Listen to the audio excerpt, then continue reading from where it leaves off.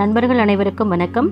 இன்றைக்கி நம்ம பாலா அருஞ்சுவையகத்தில் உடலுக்கு மிகவும் ஆரோக்கியமான குதிரவாளி வெண்பொங்கல் எப்படி செய்கிறது அப்படின்றதான் பார்க்க போகிறோம். அது கூடயே பார்த்தீங்கன்னா நான் குதிரவாளியில் இருக்கிற சத்துக்கள்லாம் என்னென்ன அப்படின்றதையும் எடுத்து சொல்லியிருக்கேன். அதனால் இந்த வீடியோவை ஸ்கிப் பண்ணாமல் பாருங்கள். நிறைய விஷயங்களை நீங்கள் தெரிஞ்சுக்கலாம்.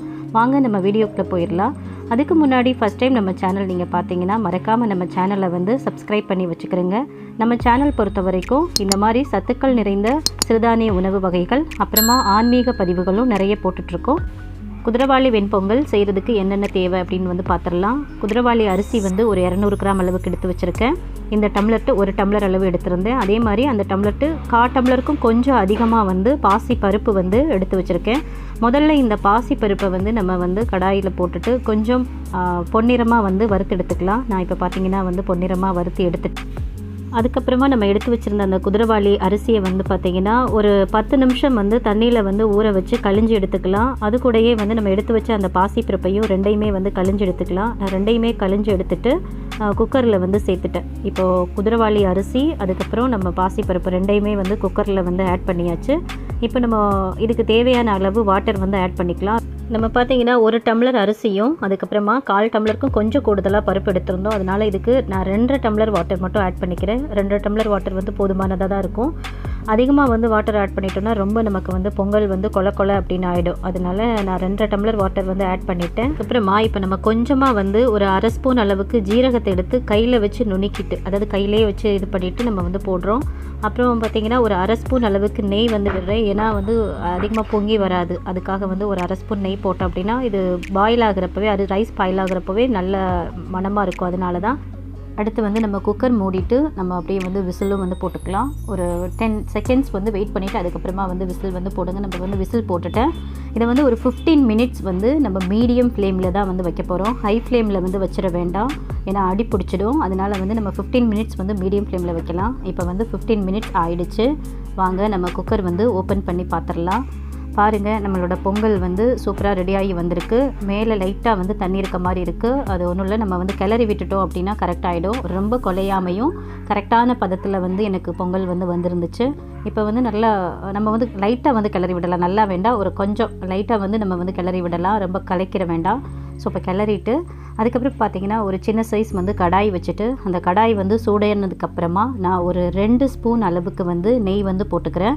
1.5 ஸ்பூன் to 2 ஸ்பூன் அளவுக்கு போட்டுக்கலாம். கொஞ்சம் நெய் அதிகமாக விட்டோம் அப்படின்னா நல்லா ரொம்பவே டேஸ்ட்டு கிடைக்கும். அதனால தான் குழந்தைங்க ரொம்ப விரும்பி சாப்பிடுவாங்க. நார்மலாக நம்ம வெண்பொங்கல் செய்கிற அதே மெத்தடு தான். ஆனால் நான் குதிரவாளியில் இன்றைக்கி செஞ்சுருக்கேன். ஏன்னா குதிரவாளி உடம்புக்கு ரொம்ப நல்லது இல்லையா, அதனால தான். ஸோ இந்த வீடியோவோட எண்டில் எல்லா சத்துக்கள் பற்றி நம்ம சொல்ல போகிறோம். குதிரவாளியில் இருக்கிற சத்துக்கள்லாம் என்னென்ன மருத்துவ குணங்கள் இருக்குது அப்படின்னு நம்ம சொல்ல போகிறோம். அதனால் ஸ்கிப் பண்ணாமல் பாருங்கள். இப்போ நெய் சூடானதுக்கப்புறமா நான் 1 ஸ்பூன் அளவுக்கு ஜீரகம் போட்டுக்கிறேன். அதே மாதிரி ஒரு 1/2 ஸ்பூன் அளவுக்கு மிளகும் கூடயே கருமிளகு ஆட் பண்ணிக்கிறேன். மிளகு குழந்தை நம்ம தட்டி கூட போட்டுக்கலாம். 1-2 தட்டி போட்டுக்கலாம். நம்ம அப்படியே ஃபுல்லாகவே போட்டிருக்கேன். அதுக்கப்புறம் ஒரு 12 முந்திரி எடுத்து 2 உடச்சி வச்சுருந்தேன். அதையும் ஆட் பண்ணிக்கிறேன். இந்த முந்திரியெல்லாம் போட்டு கொடுத்தா குழந்தைங்க நல்லா கொஞ்சம் விரும்பி சாப்பிடுவாங்க இல்லையா, அதனால தான் முந்திரி. இதை அப்படியே லைட்டாக பொன்னிறமாக சிம்மில் போட்டுக்கிறோங்க. அடுப்பு சிம்மில் வச்சுட்டு லைட்டாக நம்ம வறுத்துக்கலாம். ரொம்ப கரிகிற வேணாம். இப்போ ஒரு துண்டு இஞ்சி எடுத்து பொடியாக கட் பண்ணி வச்சுருந்தேன். அதையும் நான் சேர்த்துக்கிறேன். அதுக்கப்புறம் கொஞ்சமாக கருவேப்பிலை, வாசனைக்காக கொஞ்சம் கருவேப்பிலை. இதை அப்படியே தாளிச்சிட்டு நம்ம அப்படியே வெண்பொங்கலில் சேர்த்துக்க போகிறோம். அதாவது குதிரவாளி வெண்பொங்கலில் நம்ம ஆட் பண்ணிக்க போகிறோம். அடுப்பு சிம்லேயே இருக்கட்டும். இப்போ தாளிப்பு கொடுத்தாச்சு. இந்த தாளிப்பை அப்படியே நீங்கள் பொங்கலில் எடுத்து போட்டு கிளறிக்க வேண்டியதான். நல்லா ஒரு கிளறு கொடுத்துட வேண்டியது தான். இந்த பொங்கலுக்கு பார்த்தீங்கன்னா வெங்காய சாம்பார், அதுக்கப்புறமா தேங்காய் சட்னி வச்சிங்கன்னா செம சைடிஷாக இருக்கும். ரொம்ப சூப்பர். நார்மல் வெண்பொங்கலுக்கு பதிலாக இந்த மாதிரி ஒரு டைம் வீட்டில் ட்ரை பண்ணிப்பாங்க. ரொம்பவே நல்லா வந்திருந்தது. குதிரவாளி வெண்பொங்கல் வெரி டிஃப்ரெண்ட் டேஸ்ட்டில் ரொம்ப சூப்பராக இருந்துச்சு. நீங்களும் இந்த மெத்தடில் உங்கள் வீட்டில் குதிரவாளி வெண்பொங்கல் செஞ்சு பாருங்கள். செஞ்சு பார்த்துட்டு எப்படி இருக்குது அப்படின்னு எனக்கு கமெண்ட் செக்ஷனில் சொல்லுங்கள். இப்போ நம்ம குதிரவாளியில் இருக்கிற மருத்துவ பயன்கள்லாம் என்ன அப்படின்றத பற்றி தான் பார்க்க போகிறோம். குதிரவாளி அரிசியை சர்க்கரை நோயாளிகள்லாம் தினமும் எடுத்துகிட்டு வந்தாங்க அப்படின்னா அவங்களோட அந்த சர்க்கரை நோய் அப்படின்றது கட்டுக்குள்ளே இருக்கும். அதே மாதிரி பார்த்திங்கன்னா செரிமான பிரச்சனை, இரத்த சோகை, இது எல்லாத்தையுமே குதிரவாளி எடுத்துக்கிறப்போ குறைச்சிருது. சிறுநீரை அதிகமாக பெருக்கிற சக்தி இருக்கிறதுனால உடலில் இருக்கிற தேவையற்ற உப்புகளை கரைக்கக்கூடியது. கண் சம்பந்தமான பிரச்சனைகளை சரி செய்யும் பீட்டா கரோட்டின் வந்து இந்த குதிரைவாலியில் அதிகமாக இருக்குது. ஆன்டி ஆக்சிடென்ட்டாகவும் வேலை செய்யுது. ஊட்டச்சத்துக்கள் அதிகமாக இருக்கிற குதிரைவாலி அரிசியில் நார்ச்சத்து இரும்பு சத்தும் கூட இருக்குது. இது உடலில் ஏற்படும் மலச்சிக்கலை வந்து தடுப்பதிலும் கொழுப்போட அளவையும் குறைக்குது. அதனால் வந்து உடல் எடை குறைப்பிலும் இந்த குதிரைவாலி அரிசி ரொம்பவே வந்து உதவி பண்ணுது. செரிமானத்தின் போது இரத்தத்திலிருந்து குளுக்கோஸ் அளவை மெதுவாக வெளியிடுவதற்கும் இந்த குதிரைவாலி வந்து உதவுது. இதய நோயாளிகள் மற்றும் சர்க்கரை நோயாளிகளுக்கும் நல்ல உணவாக வந்து குதிரைவாலி இருக்குது.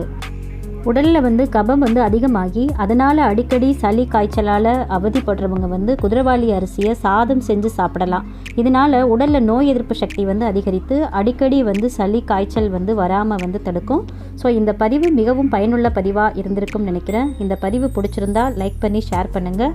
ஃபஸ்ட் டைம் நம்ம சேனல் பார்த்தீங்கன்னா மறக்காமல் சப்ஸ்கிரைப் பண்ணி வச்சுக்கிறங்க. உங்கள் நண்பர்களுக்கும் ஷேர் பண்ணுங்கள். இந்த பதிவை பற்றின உங்கள் கருத்துக்களையும் தெரிவிங்க. ஆரோக்கியமான உணவுகளை சாப்பிட்டு உடல் நலம் காப்போம். உணவே மருந்து. இது போன்ற நல்ல பதிவில் சந்திப்போம். அதுவரை உங்களிடமிருந்து விடைபெறுவது உங்கள் பாலா அருஞ்சுவையக்கம். நன்றி, வணக்கம்.